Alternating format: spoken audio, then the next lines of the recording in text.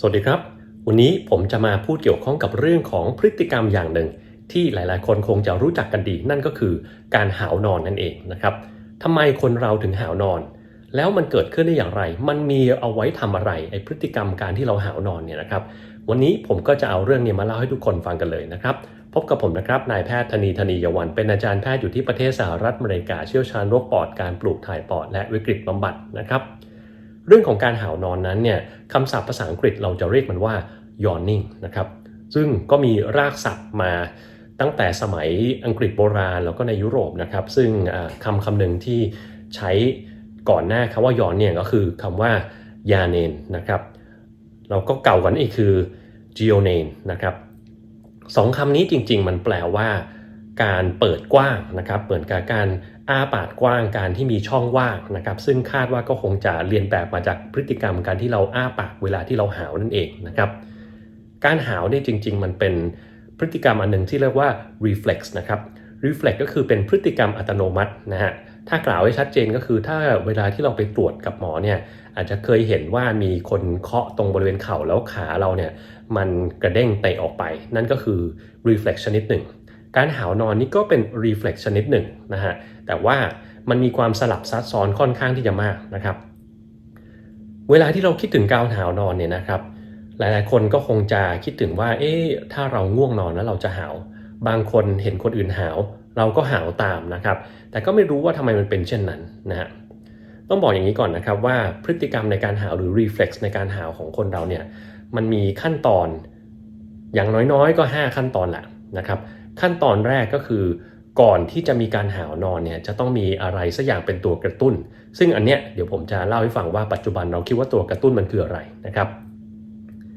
หลังจากที่มีตัวกระตุ้นแล้วอันที่2ที่จะเกิดขึ้นก็คือเราจะต้องอ้าปากให้กว้างก่อนนะครับตรงนี้เนี่ยเวลาที่เราอ้าปากมันจะมีกล้ามเนื้ออยู่มัดหนึ่งจริงๆก็2มัดนะครับอยู่ด้านหลังตรงกรามตรงนี้นะครับเราจะเรียกมันว่า pterygoid muscle นะครับมันจะมีด้านที่เราเรียกว่า medial pterygoid กับ lateral pterygoid นะครับกล้ามเนื้อ2มัดนี้จะมีความสำคัญมากในการที่เราจะอ้าปากกว้างนะครับแล้วก็จะมีการเปิดของช่องคอหอยด้านในนะครับเป็นการอ้าปากกว้างก่อนแล้วก็เปิดช่องคอให้มันกว้างขึ้นหลังจากเปิดปากกว้างเต็มที่เสร็จปุ๊บก็มาสู่ระยะที่3ก็คือระยะที่เราหายใจเข้าอย่างเต็มที่นะครับหายใจเข้าเต็มที่แล้วพอหลังจากหายใจเข้าเต็มที่แล้วก็เข้าสู่ระยะที่4คือระยะที่มีการหยุดการหายใจสักช่วงหนึ่งเราจะเรียกระยะนี้เรียกว่าแอปเนียนะครับคือใครลองสังเกตดูตัวเองสิครับเวลาที่เราหาวเนี่ยเราไม่ใช่หายใจเข้าปุ๊บออกทันทีไม่ใช่แบบนี้นะครับไม่มีนะครับจะมีหายใจเข้าค้างแป๊บนึงหลังจากนั้นจึงหายใจออกนะครับหายใจออกเนี่ยเป็นระยะที่5ซึ่งมันจะค่อนข้างสั้นนะครับถ้าเราเปรียบเทียบกันแล้วเนี่ยระยะที่เราหายใจเข้าจะนานที่สุดนะครับมันจะค่อยๆเข้าไปช้าๆค้างแป๊บนึงซึ่งเป็นระยะที่4แล้วจึงหายใจออกเร็วกว่าเดิมนะครับนี่คือ5ระยะของการหาวนอนนะครับทีนี้เราลองมาดูซิว่าเรามีตัวกระตุ้นอะไรเราถึงหาวนอนอันแรกนะครับเราจะสังเกตได้ว่ามันก็เกิดขึ้นในช่วงเวลาที่เรากำลังง่วงนะครับแต่ถ้าเราลองคิดดีๆการง่วงมันไม่ใช่เพียงแค่อย่างเดียวที่ทำให้เราหาวนะครับคุณลองสังเกตดูนะครับบางครั้งเราเบื่อเราก็หาวเราเซ็งเราก็หาวเราเห็นคนอื่นเราก็หาวตามบางทีแค่เราคิดถึงเรื่องของการหาวเราก็ยังหาวเลยบางครั้งเราเห็นสิ่งมีชีวิตอย่างอื่นหาวเช่นหมามันเห็นนะครับเราเห็นหมาหาวอยู่เราก็หาวตามหมาได้ด้วยนะครับเนี่ยก็เลยคิดไปคิดมามันมีอะไรมากกว่าแค่การง่วงนอนอย่างเดียวที่ทำให้เราหาวนะครับสิ่งที่เขาเจออย่างหนึ่งเนี่ยนะฮะเรื่องของการหาวนอนเขาพบว่าพฤติกรรมนี้นะฮะมันเกิดช่วงที่หลายๆช่วงด้วยกันนะครับช่วงแรกก็คือช่วงที่เรากำลังมีการเปลี่ยนถ่ายจากเวลาที่เรากำลังตื่นไปสู่เวลาที่เรากำลังนอนนะครับก็คือช่วงตื่นไปถึงช่วงนอนแล้วก็อีกช่วงนึงคือช่วงนอนกำลังไปถึงช่วงตื่นเราจะเห็นพฤติกรรมการหาวนอนของเราเนี่ยมากขึ้นในช่วงเวลาที่เรากำลังจะนอนแล้วก็มากขึ้นอีกครั้งหนึ่งเวลาที่เราตื่นนอนขึ้นมาใหม่ๆนะฮะโดยตรงเนี้ยเจอบ่อยนะครับถามว่าเฮ้ยแล้วทำไมมันเป็นเช่นนั้นนะครับหลายคนอาจจะเคยได้ยินทฤษฎีหนึ่ง ที่ว่าด้วยการที่ระดับออกซิเจนใน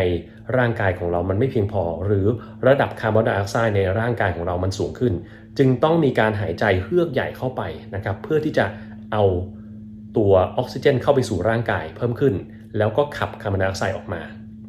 ทฤษฎีนี้เนี่ยไม่เป็นจริงนะครับต้องบอกเลยว่ามันไม่เป็นจริงถามว่าเรารู้ได้ยังไงว่ามันไม่เป็นจริงอย่างนี้ครับเวลาทดลองเนี่ยเราก็ให้คนกลุ่มหนึ่งนะครับได้รับออกซิเจนเสริมในร่างกายเข้าไปนะครับถ้าเราได้รับออกซิเจนเสริมเนี่ยร่างกายเราก็ไม่มีทางที่ออกซิเจนมันจะตกลงไปถูกไหมครับแล้วถ้ามันเป็นเช่นนั้นจริงๆออกซิเจนไม่ตกจริงๆเนี่ยถ้าตามทฤษฎีนี้แล้วเราก็ไม่ควรจะหาวนอนแต่ปรากฏว่าไม่ครับมันไม่มีผลต่อการหาวนอนเลยแม้แต่น้อยเดียวนะครับอีกอย่างหนึ่งคือถ้าเราเพิ่มปริมาณคาร์บอนไดออกไซด์เข้าไปให้เราหายใจนะครับเราก็น่าจะหาวนอนบ่อยถูกไหมครับเพราะว่าเราต้องขับคาร์บอนไดออกไซด์ออกมาปรากฏว่าการเพิ่มคาร์บอนไดออกไซด์หรือการเปลี่ยนแปลงคาร์บอนไดออกไซด์มันก็ไม่ทำให้อัตราการหาวนอนของเราเปลี่ยนไปแต่อย่างใดเลยนะครับทฤษฎีเรื่องของออกซิเจนแล้วก็คาร์บอนไดออกไซด์ที่มันเปลี่ยนแปลงในร่างกายของเรานั้นก็ไม่ได้ทำให้เราหาวนอนเพิ่มขึ้นหรือจะมากกว่านั้นอีกถ้าเราเอาตัวเราเองไปออกกำลังกายล่ะเวลาที่เราออกกำลังกายเนี่ยแน่นอนว่าจะต้องมีการคั่งของคาร์บอนไดออกไซด์เพิ่มขึ้นในร่างกายของเรานะครับแล้วก็ออกซิเจนอาจจะต่ำลงได้บ้างเล็กน้อยนะฮะการออกกำลังกายก็ไม่ได้ทำให้เรามีพฤติกรรมในการหาวเพิ่มขึ้นแต่อย่างใดเลยนะครับดังนั้นปัจจุบันเนี่ยเรื่องของการที่ออกซิเจนมันต่ำลงหรือคาร์บอนไดออกไซด์ในร่างกายสูงขึ้นจึงไม่ใช่เหตุผลที่ทำให้เราหาวนอนละเฮ้ยแล้วอะไรล่ะนี่ครับเวลาที่เราหาวนอนเนี่ยมันมีสิ่งหนึ่งซึ่งเปลี่ยนแปลงไปก็คืออุณหภูมิ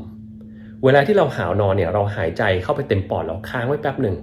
ไอ้การเอาอุณหภูมิที่เป็นอากาศภายนอกของเราเข้าไปในร่างกายเนี่ยมันจะเป็นอากาศที่มีความเย็นมากกว่าอุณหภูมิของร่างกายถูกไหมครับถ้ามันเย็นมากกว่าเนี่ย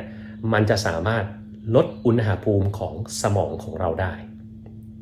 ถามว่าลดอุณหภูมิสมองแล้วมันเกิดอะไรขึ้นแม้เพียงอุณหภูมินิดเดียวที่มันเปลี่ยนแปลงไปของสมองก็ทำให้การทำงานของสมองมันเปลี่ยนแปลงไปแล้วนะครับถ้าเมื่อไหร่ของสมองของเราเนี่ยมันร้อนมากขึ้นเนี่ยมันก็เปรียบเทียบเหมือนกับคอมพิวเตอร์ที่เราเปิดไว้แล้วมันร้อนมากจึงต้องมีการระบายความร้อนจากตัวพัดลมหรือตัวฮีทซิงค์นะครับเพื่อที่จะให้คอมพิวเตอร์ของเราเนี่ยทำงานได้อย่างราบรื่นแล้วก็รวดเร็วเมื่อไหร่ที่มันร้อนมันจะแฮงก์บ่อยสมองเราก็เช่นกันครับถ้ามันร้อนมันจะแฮงก์บ่อยนะครับคุณลองสังเกตพฤติกรรมอย่างหนึ่งก็ได้ถ้าเกิดว่าคุณไปอยู่ในที่หนาวๆนะครับหนาวเลยนะอัตราการหาวบางทีมันจะลดลงได้ด้วยนะครับโดยเฉพาะถ้าคนไหนที่เดินทางไปต่างประเทศบ่อยๆบางทีเราจะลองสังเกตว่าถ้าเราเดินทางไปถึงที่ประเทศที่หนาวๆแล้วเนี่ยเราง่วงนอนนะแต่เราอาจจะไม่ค่อยหาวนอนมากกับถ้าเราเจอที่ร้อนๆเท่าไหร่นะครับตรงนี้ก็เป็นข้อสังเกตอย่างหนึ่งนะครับแต่ว่ายังต้องมีข้อมูลทางวิจัยอะไรอย่างอื่นเพิ่มเข้ามาเสริมที่หลังซึ่งปัจจุบันผมยังหาข้อมูลตัวนี้ไม่เจอแต่มันเป็นข้อสังเกตอย่างหนึ่งที่ผมเจอกับตัวเองนะครับไอ้ทฤษฎีนี้ยังเป็นทฤษฎีที่ค่อนข้างน่าเชื่อถืออยู่ในปัจจุบันนี้เพราะว่ายังไม่เจออะไรที่ไปล้มล้างมันได้นะครับแล้วก็ถ้าเรามีการเปลี่ยนของอุณหภูมินิดเดียวเนี่ยเราลองคิดดูก็ได้คุณเคยเป็นหวัดเป็นไข้ไหมในช่วงที่คุณไม่สบายเป็นไข้เนี่ยสิ่งที่เกิดขึ้นก็คืออุณหภูมิในร่างกายมันสูงขึ้นหมายความว่าอุณหภูมิของสมองมันก็สูงขึ้นเช่นกันนะครับและในช่วงเวลานั้นน่ะคุณลองคิดดูว่าสมองคุณมันแทบไม่ทำงานเลยมันเอื่อยเฉื่อยนะครับมันทำงานไม่ได้ดังนั้นเนี่ยการที่สมองของเราเนี่ยมันเย็นลงด้วยพฤติกรรมในการหาวนอนเนี่ยมันจะทำให้สมองของเราทำงานได้เร็วขึ้นแต่ฟังมาถึงตรงนี้คงมีคนสงสัยอ้าวแล้วทำไมเราเป็นไข้แล้วเราไม่หาวนอนมันเกี่ยวอะไรกันอันนี้ต้องบอกว่ามันเป็นคนละกลไกกันนะครับในช่วงที่เราเป็นไข้เนี่ยเนื่องจากว่าร่างกายของเรามันมีการอักเสบเหล่านั้นเนี่ยมันจะเปลี่ยนแปลงศูนย์ควบคุมอุณหภูมิของร่างกายของเราเพื่อที่จะเพิ่มให้มีความร้อนในร่างกายเราสูงขึ้นนะครับดังนั้นปรากฏการณ์แรกคือการเพิ่มอุณหภูมิในร่างกายให้สูงขึ้นร่างกายมันก็จะไม่พยายามทำให้มันเย็นลงหรอกครับถูกไหมครับไม่งั้นมันจะทำให้มันมีไข้ตั้งแต่แรกทำไมถูกไหมครับนี่คือเป็นเหตุผลที่ว่าทำไมเรามีไข้แล้วเราจึงไม่ได้หาวบ่อยขนาดนั้นนะครับมันคนละอย่างกันนะดังนั้นปัจจุบันเราคิดว่าการหาวนอนเนี่ยส่วนหนึ่งเป็นเพราะว่าร่างกายของเราต้องการที่จะให้สมองของเรามีอุณหภูมิลดลงเพื่อที่จะได้ทำงานได้อย่างดีขึ้นทีนี้อีกอย่างหนึ่งซึ่งเราเจอในการสังเกตเลย มันมีการสังเกตในสิงโตนะครับเขาเจอว่าสิงโตเหล่านี้เนี่ยเวลาเขาหาวนะเขาจะหาวพร้อมๆกันนะครับเราจะเรียกว่าเป็นทฤษฎี behavioral synchronization หรือ contagion นะครับ contagion ก็คือการระบาดนะครับเป็นการระบาดจากคนสู่คนหรือจากสัตว์สู่คนจากคนสู่สัตว์ก็ได้หมดเลยนะครับถ้าเราหาวสัตว์ก็หาวสัตว์หาวเราก็หาวได้หรือบางทีเราคิดถึงเรื่องหาวเราก็หาวได้นะครับไอ้พฤติกรรมอันนี้เขาเจอในสิงโตด้วยนะครับแล้วจริงๆพฤติกรรมในการหาวเนี่ยเจอในสิ่งมีชีวิตที่มีกระดูกสันหลังทุกประเภทนะครับแล้วสิงโตเนี่ย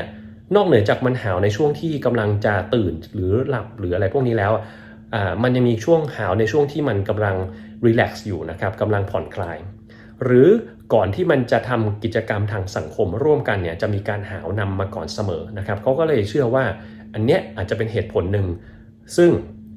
ทำให้เป็นการจูนสมองของสิ่งมีชีวิตที่เป็นสิ่งมีชีวิตเป็นสัตว์ทางสังคมเนี่ยให้ทำในสิ่งที่มันคล้ายกันนะครับอันเนี้ยก็เป็นอีกทฤษฎีอันหนึ่งซึ่งน่าจะมีความเป็นไปได้สูงมากที่สุดในตอนนี้นะครับดังนั้นปัจจุบันเรื่องของการหาวนอนเนี่ยเราคิดว่ามันน่าจะเป็น2 อย่างแรกคือพฤติกรรมทางสังคมที่ต้องการทำให้เราทำอะไรร่วมกันพร้อมกันนะครับแล้วอันที่2คือเพื่อที่จะลดอุณหภูมิของสมองของเราให้มันมีความเย็นลงทำให้มันทำงานได้เร็วมากขึ้นแล้วก็ดีมีประสิทธิภาพสูงขึ้นนะครับดังนั้นถ้าต่อไปนี้เราเห็นคนไหนเขาหาวนอนเราอาจจะคิดได้เลยว่าปัจจุบันเนี่ยเขาอาจจะหัวร้อนอยู่นะครับอาจจะสมองของเขาทำงานหนักเกินเราอาจจะต้องพักและอาจจะต้องรีแลกซ์ลงมานะครับหรือบางทีเนี่ยเราอาจจะดื่มน้ำเย็นๆก็อาจจะช่วยเรื่องพวกนี้ได้นะครับในช่วงไหนที่เราง่วงนอนเนี่ยคุณต้องคิดก่อนนะเวลาง่วงนอนสิ่งที่เกิดขึ้นคืออะไรผมเคยอธิบายเรื่องของการนอนหลับไปบ้างแล้วนะครับเวลาที่เราง่วงนอนเนี่ยนะครับมันจะมีสารตัวหนึ่งชื่อว่าอะดีโนซีนนอกเหนือจากนี้ก็จะเป็นสารอักเสบต่างๆที่มันสูงขึ้นในร่างกายสารเหล่านี้เนี่ยมันจะทำให้สมองของเราทำงานไม่ค่อยได้นะครับเวลาทำงานไม่ค่อยได้สิ่งที่เกิดขึ้นก็คือมันจะมีความร้อนที่เพิ่มขึ้นนะครับเพื่อที่จะกำจัดสารพวกนี้ออกไปการที่เราทำให้มันเย็นลงเนี่ยมันอาจจะช่วยได้ดังนั้นเนี่ยถ้าเราต้องการทำให้มันเย็นลงโดยไม่ใช่หาวนอนเราก็กินน้ำเย็นๆเข้าไปหรือล้างหน้าอะไรอย่างนี้ก็จะมีความมีการช่วยทำให้อุณหภูมิในสมองของเรามันเย็นลงได้บ้างนะครับเป็นยังไงกันบ้างนะครับเรื่องของการหาวนอนปัจจุบันนี้ดูมันมีอะไรมากกว่าที่เราคิดใช่ไหมครับแล้วบางคนอาจจะเคยได้ยินทฤษฎีที่บอกว่าเรื่องเกี่ยวข้องกับออกซิเจนกับคาร์บอนไดออกไซด์ซึ่งมันทำให้เราหาวก็ไม่เป็นจริงอีกต่อไปแล้วนะครับวันนี้ก็เล่าให้ฟังเพียงเท่านี้นะครับถ้าเกิดว่าใครสงสัยอะไรก็สอบถามมาได้นะครับขอบคุณมากครับสวัสดีครับ